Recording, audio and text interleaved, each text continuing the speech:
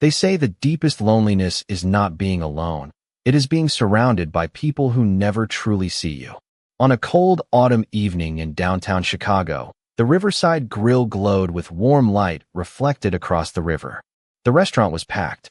Business executives celebrated new deals. Couples laughed over candlelit dinners. Tourists filled the tables near the windows, admiring the city skyline sparkling beneath the night sky. Waiters moved quickly between crowded aisles carrying trays of food, while soft piano music drifted through the room. To anyone watching, it looked like the perfect evening. But near the far corner of the restaurant sat a young boy who seemed completely invisible. 8-year-old Oliver Hayes sat quietly at a polished wooden table beside his father. His bright blue eyes moved across the room, observing conversations he could not hear. Occasionally, someone smiled politely in his direction before immediately turning back toward the billionaire seated beside him. Every server greeted Benjamin Hayes. Every manager checked on Benjamin Hayes. Every guest recognized Benjamin Hayes. Almost no one spoke directly to Oliver. It was not intentional cruelty. It was something quieter, something far more common. Most people simply did not know how. Benjamin noticed it happening, just as he always did. At 42 years old, he had built one of the largest technology companies in the country. He could negotiate multi-million-dollar contracts without hesitation. He could stand before thousands of investors and command a room. Yet when it came to helping his son feel connected to the world around him, he often felt powerless. Since losing his wife several years earlier, he had devoted himself to protecting Oliver. But protection was not the same as understanding.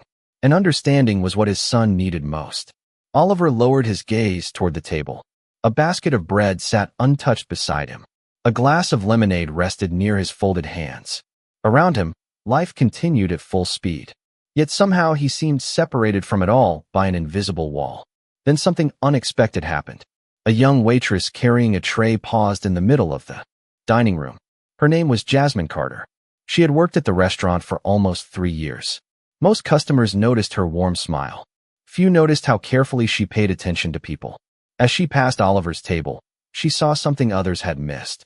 She saw a child watching the world rather than participating in it. She saw the familiar expression of someone waiting to be included. Jasmine stopped walking. For a brief moment, she studied the boy. Then a gentle smile appeared on her face. Oliver looked up, slightly surprised. Instead of speaking, Jasmine set down her tray and raised one hand. Across the busy restaurant, surrounded by noise and conversation, she made a simple sign. Just 2 words. "Hello, friend." Oliver froze. His eyes widened. For a second, he seemed unsure whether he had imagined it. Then something remarkable happened. A smile slowly spread across his face. Not a polite smile. Not a forced smile. A real one. And from across the table, Benjamin Hayes looked up from his phone and witnessed something he had not seen in a very long time. His son was smiling. For the first few seconds, Oliver simply stared at Jasmine as if she had performed magic. The restaurant around him continued buzzing with activity, but none of it seemed to matter anymore. His attention remained fixed on the waitress standing beside the table. Jasmine smiled again and carefully signed another short sentence. "How are you today?" Oliver's eyes widened even further. Then, almost cautiously, he lifted his hands and answered, "Good." The exchange lasted only a few moments, yet it transformed the atmosphere around the table completely. For the first time that evening, the boy who had spent most of the night sitting quietly began to come alive. Benjamin watched in disbelief. He had spent years hiring specialists, tutors, and consultants. He had invested enormous resources into giving his son every possible advantage. Yet a simple conversation from a waitress had accomplished something none of those efforts had managed to achieve. Oliver looked genuinely happy. Jasmine asked another question using American Sign Language. "What is your favorite thing to do?" The answer came. Instantly. Drawing. Oliver's hands moved quickly now, his confidence growing with every exchange. Jasmine nodded enthusiastically. "Me too," she signed. Oliver laughed softly. Benjamin realized he could not remember the last time he had heard that sound. Since the loss of his wife, Oliver had become increasingly withdrawn. Teachers described him as intelligent but distant. Other children often struggled to communicate with him. Social events usually ended the same way, with Oliver sitting quietly while the rest of the world moved around him. Watching him now felt almost unreal. Jasmine eventually picked up the tray she had set aside. Before leaving, she signed one final message. "I will be back soon." Oliver nodded eagerly. As she disappeared toward the kitchen, his eyes followed her through the crowded restaurant. Benjamin leaned forward. "You know sign language?" he asked gently. Oliver looked at his father and nodded. Then he signed something Benjamin understood immediately, because it was one of the first phrases he had learned years ago. "She understands me." The words settled heavily in Benjamin's chest. Understands me. Such a simple statement. Yet it revealed something he had been afraid to admit. Perhaps his son had spent years feeling misunderstood. Perhaps all the expensive opportunities in the world could never replace genuine human connection. Several minutes later, Jasmine returned carrying their meals. Before setting down the plates, she signed another greeting to Oliver. This time he responded instantly. Soon they were exchanging small comments about school, favorite foods, and Chicago sports teams. Other diners began noticing the interaction. Some smiled. Others watched curiously. Yet Jasmine never treated Oliver like a special project. She spoke to him the same way she would speak to any child.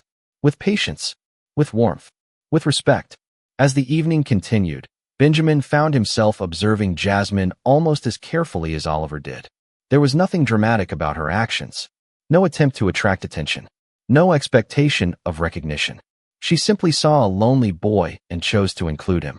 By the time dinner ended, Oliver was still smiling. And, as Benjamin reached for the check, he realized something surprising. For the first time in years, he was not thinking about stock prices, business meetings, or tomorrow's schedule. He was thinking about a waitress whose kindness had accomplished what money never could. She had made his son feel seen. Over the following weeks, something unexpected began to happen. Every Thursday evening, almost without discussion, Benjamin and Oliver returned to the Riverside Grill. At first, Benjamin told himself it was because his son liked the food. But deep down, he knew the truth. They came because of Jasmine. The moment Oliver walked through the restaurant doors, his eyes would search the room. And every time Jasmine appeared, carrying her order pad and warm smile, the boy's entire face seemed to brighten. Their conversations grew longer with each visit. Sometimes they discussed comic books. Other times they talked about architecture, drawing, or the boats moving along the Chicago River outside the restaurant windows. Jasmine always found a way to include him. She never rushed through their conversations, even on the busiest nights. She simply treated him like someone worth knowing. For Oliver, that made all the difference. One Thursday evening, Benjamin arrived early from an exhausting business trip. His schedule had taken him through New York, Dallas, and San Francisco in less than 4 days. Normally, he would have gone straight home. Instead, he found himself sitting at the familiar table by the window, watching his son wait patiently for Jasmine's shift to begin. The anticipation was obvious. Benjamin could not help smiling. Then Jasmine appeared from the kitchen carrying a tray. Oliver immediately signed a greeting. Jasmine laughed softly and signed back. The exchange was so natural that Benjamin almost forgot how unusual it had once seemed. As he watched them communicate, he noticed something else. Jasmine's attention never focused on Oliver's hearing loss. She focused on Oliver himself. His curiosity, his humor, his creativity. She saw the person before she saw the challenge. Many people, despite good intentions, had done the opposite. Later that evening, while Oliver sketched city buildings on a paper napkin, Benjamin finally asked a question that had been on his mind for weeks. "How did you learn sign language?" Jasmine paused briefly. For the first time, a trace of emotion crossed her face. Not sadness exactly, more like memory. She glanced toward Oliver before answering. "My younger brother was born deaf," she said quietly. "When we were kids, I learned because I wanted him to feel included." Benjamin listened carefully. Jasmine smiled as she continued. "Our parents worked long hours. Sometimes it felt like the two of us were figuring out the world together. Sign language became our bridge." Her voice carried warmth rather than regret. Benjamin found himself imagining her childhood. A young girl learning to communicate with her brother because she loved him. It explained so much about who she had become. Across the table, Oliver was watching the conversation with interest. Jasmine turned toward him and signed a quick joke. Within seconds, the boy laughed so hard he nearly dropped his pencil. Benjamin laughed too. It felt unfamiliar, comfortable, human. As the evening came to an end, he realized something important. He had spent years trying to solve every problem in his son's life. Jasmine had done something far more powerful. She had simply shown up. And somehow, through patience, kindness, and understanding, she had given Oliver something Benjamin feared he might never find again. A genuine connection to the world around him.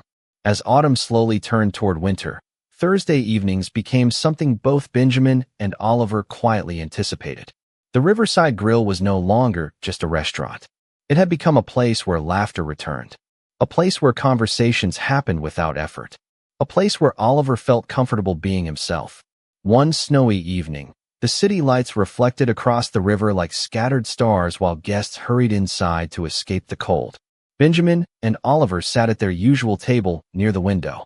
The moment Jasmine appeared, Oliver greeted her enthusiastically in sign language. She responded just as warmly.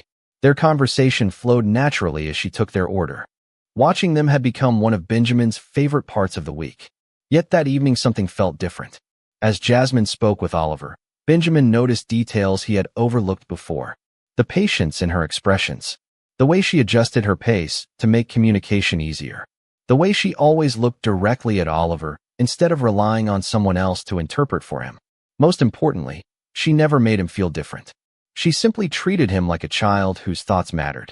Across the table, Oliver was animatedly explaining a drawing competition at school. Jasmine listened carefully before signing a question that made him grin from ear to ear.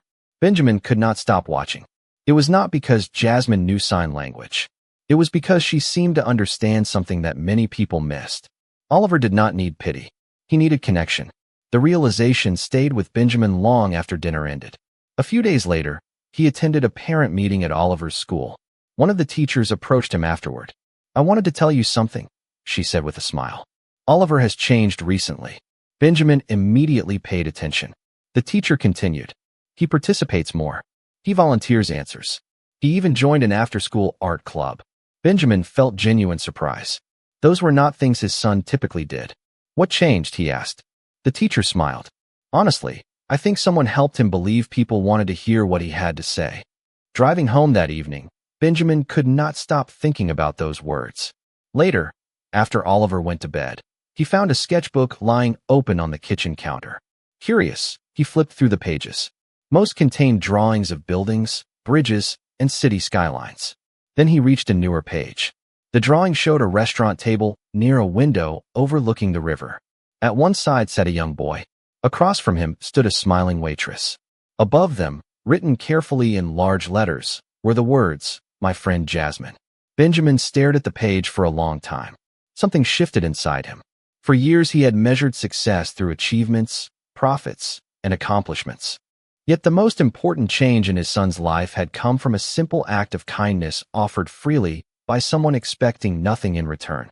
The next Thursday, as he watched Oliver laugh at another joke Jasmine signed, Benjamin realized he was no longer simply grateful. He was deeply curious about the woman whose presence had brought light back into his son's world. And for the first time, he found himself wanting to know her story as much as Oliver already did. Winter settled over Chicago with quiet determination. Snow lined the sidewalks along the river, and the city seemed to move beneath a blanket of white and silver light. Yet every Thursday evening, one thing remained unchanged. Oliver still looked forward to visiting the Riverside Grill more than any other part of his week. On the first Thursday of January, Benjamin and Oliver arrived at their usual table a few minutes before sunset. The familiar warmth of the restaurant greeted them as customers escaped the cold outside. Oliver immediately scanned the dining room. His eyes moved from table to table, then toward the service station, then back again. Benjamin noticed the change in his son's expression almost instantly. Jasmine was not there. At first, neither of them thought much about it. Employees took days off. Schedules changed. It was normal. Oliver waited patiently, expecting her to appear from the kitchen at any moment. She never did. Another waitress approached the table and took their order. Oliver nodded politely, but remained unusually quiet. Throughout dinner, his gaze continued drifting toward the entrance and the kitchen doors. Each time they opened, hope briefly appeared on his face before fading again. The following Thursday they returned. Once again, Jasmine was missing. This time Oliver's disappointment was impossible to hide. After several minutes, he signed a question to his father. "Where is Jasmine?" Benjamin looked toward the manager's office. I do not know, he admitted. Later, before leaving, he quietly approached the restaurant manager. The answer surprised him. Jasmine no longer worked there. She had resigned several weeks earlier. Do you know where she went? Benjamin asked. The manager shook his head. She did not leave much information, just said she had something important she needed to focus on. Driving home that night, Oliver sat unusually still in the back seat. The city lights reflected across the car windows as snow drifted through the darkness. Finally, the boy signed a question that made Benjamin's heart ache. Did I do something wrong? Benjamin immediately pulled the car to the side of the road. He turned toward his son and shook his head firmly. No, Oliver. Absolutely not. The boy looked down at his hands. Benjamin took a slow breath. Sometimes people leave because life takes them somewhere else. It does not mean they stopped caring. Oliver listened carefully, but the explanation did little to ease the sadness in his eyes. Over the next few weeks, Benjamin noticed other changes. Oliver laughed less. He spent more time alone drawing. The bright excitement that had returned to him during the autumn seemed dimmer now. One evening, Benjamin found a new sketch in his son's notebook. It showed the familiar restaurant window overlooking the river. The table was there. Oliver was there. But the space beside him was empty. Benjamin stared at the drawing for a long time. Then he turned the page and discovered a simple sentence written beneath it. I miss my friend. Something tightened in his chest. In that moment, Benjamin realized this was no longer about a restaurant or a waitress. Jasmine had become an important part of his son's world. And now she was gone. Looking at the drawing, Benjamin made a quiet promise to himself. Somehow, some way, he was going to find her. The promise Benjamin made beside the snowy roadside was not forgotten. In the weeks that followed, he found himself thinking about Jasmine far more often than he expected. At first, he told himself he was doing it for Oliver. Every father would do the same. Every father would try to bring back something that had helped his child heal. Yet as the days passed, Benjamin began to realize that Jasmine's absence had left a space in his own life as well. One Saturday morning, while Oliver worked on a drawing project at the kitchen table, Benjamin started making calls. He contacted former employees from the restaurant. He spoke with managers. He followed every lead he could find. Most conversations ended the same way. People remembered Jasmine fondly, but few knew where she had gone. Then one afternoon, a former coworker mentioned something unexpected. Before leaving the restaurant, Jasmine had been spending her free time volunteering at community centers across the city. The information was vague, but it was the first real clue. Benjamin continued searching. A week later, another lead pointed him toward a small nonprofit organization on the south side of Chicago. Curious, he drove there after work. The building was modest. Nothing about it suggested wealth or prestige. Yet as he stepped inside, he immediately noticed something remarkable. Children filled the room. Some were drawing. Others were reading. Several were communicating through sign language. Volunteers moved between activity tables, offering encouragement and support. The atmosphere felt warm and welcoming. Benjamin quietly introduced himself to the program director. During their conversation, he heard a familiar name. Jasmine Carter. The director smiled instantly. She helped us build most of our communication workshops, she explained. Benjamin listened in surprise. The woman continued. She has been volunteering here for years. She never talks about it much. Years. The word stayed with him. Suddenly he understood why Jasmine had left the restaurant. She had not been chasing a better job or a larger paycheck. She had been pursuing something meaningful. As he walked through the center, photographs lined the hallway walls. Children smiling.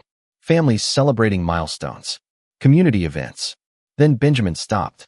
In one picture, Jasmine sat beside a group of deaf children teaching sign language. Every child in the photograph was smiling. Another image showed her organizing an art workshop. Another showed her helping a young student prepare for a scholarship interview. Benjamin stared at the photographs. The story he had imagined was far too small. Jasmine had not changed only Oliver's life. She had been quietly changing lives all over the city. That evening, when Benjamin returned home, Oliver looked up hopefully from the living room sofa. Benjamin smiled for the first time in days.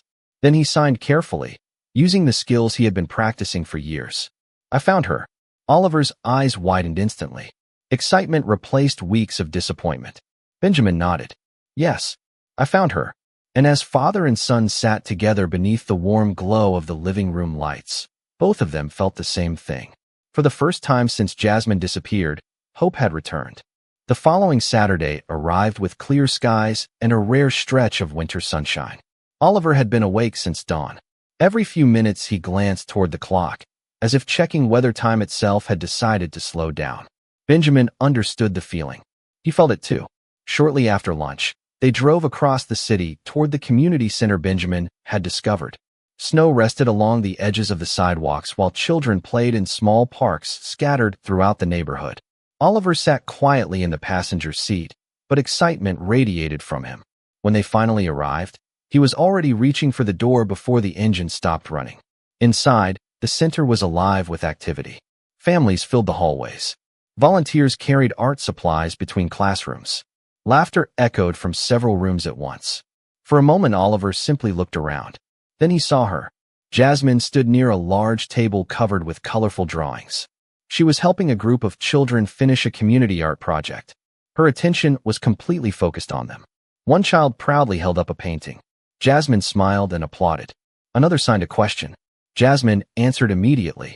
The warmth in the room seemed to follow her wherever she moved. Oliver froze. Then Jasmine looked up. The moment she saw him, surprise filled her face. A second later, her smile appeared. It was the same smile that had greeted him on that first evening at the restaurant. Oliver did not hesitate. He crossed the room as quickly as he could. Jasmine knelt to his height, and within seconds they were exchanging signs so quickly that Benjamin struggled to follow. Their conversation flowed effortlessly. Excitement, relief, happiness. Every emotion was visible on Oliver's face. Watching them together, Benjamin felt a weight lift from his shoulders. For weeks he had worried that something important had been lost. Now he realized it had only been waiting to be found again. A few minutes later, Jasmine stood and walked over to him. "I did not expect to see you here," she said with a surprised laugh. Benjamin smiled. "Neither did I, until recently." Jasmine glanced around the center. "Welcome." Benjamin looked toward the children filling the room. "I had no idea you were involved in all this." Jasmine seemed slightly embarrassed by the attention. "It is a community project. Lots of people help." Benjamin shook his head gently. "The director told me otherwise." For a moment, Jasmine looked away. Then she smiled. "The children are the important part."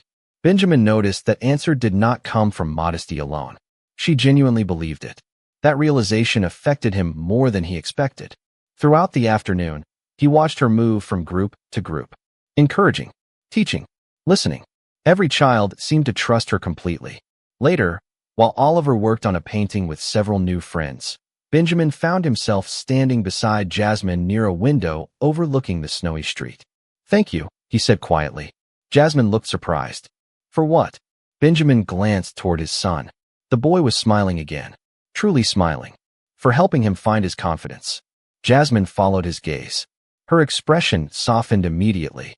"Oliver did that himself," she replied. Benjamin shook his head. "Maybe, but you helped him believe he could." Neither spoke for several seconds. Outside, snowflakes drifted lazily through the afternoon light.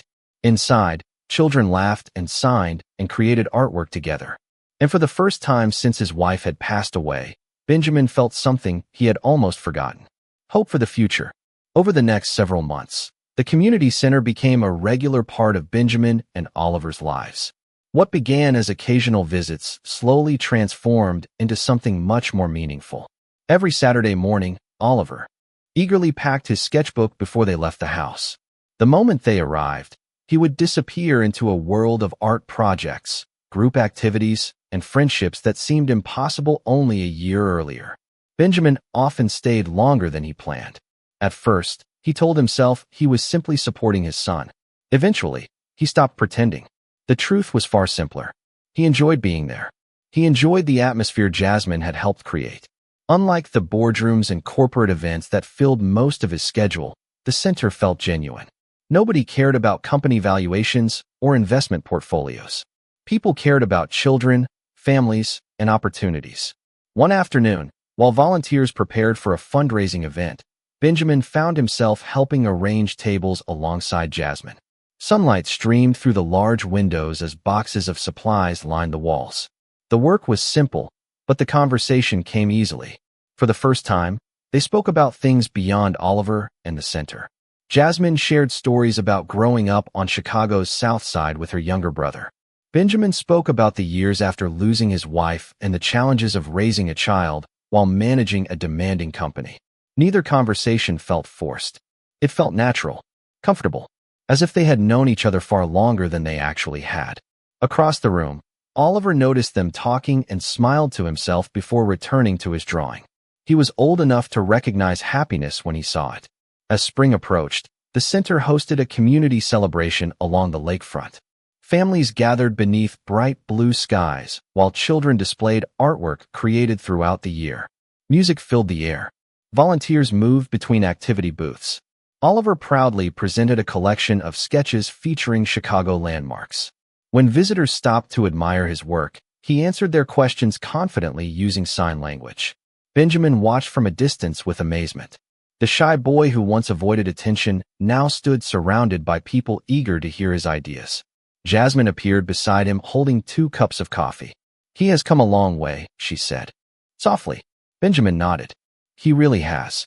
For a moment, they stood together watching Oliver laugh with his friends. Then Benjamin turned toward her. "You know, I spent years trying to solve everything myself." Jasmine looked at him curiously. "And?" He smiled. "I finally realized some of the most important things in life cannot be bought, planned, or controlled." Jasmine laughed gently. "That sounds like a lesson worth learning." Benjamin smiled back. "It is." Their eyes met briefly before both looked away, slightly embarrassed by the unexpected warmth of the moment. Nearby, Oliver watched the exchange and grinned.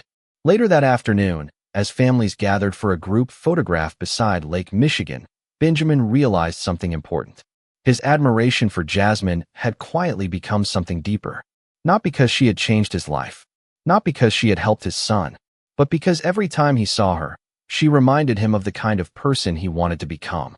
And for the first time in many years, the future no longer felt like something to manage. It felt like something to look forward to. Summer arrived in Chicago carrying long evenings filled with golden light and warm lake breezes. Nearly a year had passed since Oliver first met Jasmine, and the changes in all their lives were impossible to ignore. The community center had expanded several programs, thanks in part to new partnerships and support that Benjamin quietly helped arrange. Oliver continued thriving. His artwork had been featured in a citywide youth exhibition, and his confidence seemed to grow with every passing month. Yet the greatest transformation could not be measured through awards, donations, or accomplishments. It could be seen in the simple moments they now shared together. One Saturday afternoon, the center hosted its annual family picnic beside Lake Michigan. Children ran across open fields carrying kites, while families gathered beneath shaded tents. Music drifted through the air. Laughter echoed across the waterfront. Jasmine stood near a table helping organize art supplies when Oliver approached carrying a large framed drawing. His smile immediately caught her attention. Excitedly, he guided her toward a display area where dozens of community projects were being showcased. At the center of the exhibit stood his newest piece. The drawing showed 3 figures sitting together beside the lake. One was a young boy holding a sketchbook. Beside him sat a woman with a warm smile. On the other side sat a man watching both of them with quiet pride. Above the drawing, Oliver had carefully written a title, "The Family I Found." Jasmine covered her mouth in surprise. Benjamin, who had just arrived behind them, stopped walking as he read the words. For several seconds, nobody spoke. The lake shimmered in the distance while sunlight danced across the water. Then Oliver looked at both of them and signed a simple message. "Thank you for staying." Emotion filled Jasmine's eyes. Benjamin felt his throat tighten. Of all the business victories and public recognition he had experienced throughout his life, nothing compared to that moment. He knelt beside his son and placed a hand gently on his shoulder. Jasmine stood beside them, smiling through tears of happiness. Later that evening, as the picnic came to an end and families slowly packed their belongings, Oliver joined a group of friends nearby. For the first time, Benjamin and Jasmine found themselves alone along the lakeshore. The sun was beginning to set, painting the sky in shades of gold and amber. They walked quietly for a while, comfortable in the silence. Finally, Benjamin stopped and turned toward her. "You changed our lives," he said softly. Jasmine shook her head with a smile. "No, we changed each other's lives." Benjamin looked toward Oliver, laughing in the distance. Then he looked back at her. For a long moment, neither needed words. Everything important had already been shown through countless acts of kindness, trust, and friendship. As the final rays of sunlight reflected across the lake, Benjamin gently took her hand. Jasmine smiled. Then, beneath the glow of the Chicago sunset, they shared a tender kiss. It was not the beginning of a fairy tale. It was something better.